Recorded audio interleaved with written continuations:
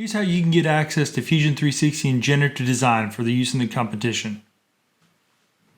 Go to the Fusion 360 educational website by Googling Fusion 360 Educational License.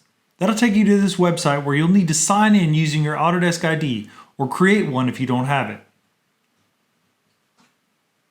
Once you do this, you'll be able to download the software. After a few minutes, you'll have Fusion 360 installed on your Mac OS or Windows system.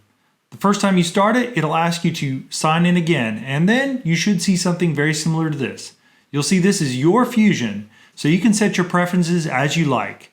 It's important that you remember your Autodesk ID because your settings are your settings, and significantly, you'll also have access to your data in the cloud, which will help you to collaborate with your friends in this contest. Inside of the software, you'll find links to tutorials and training materials that'll help you learn how to use it.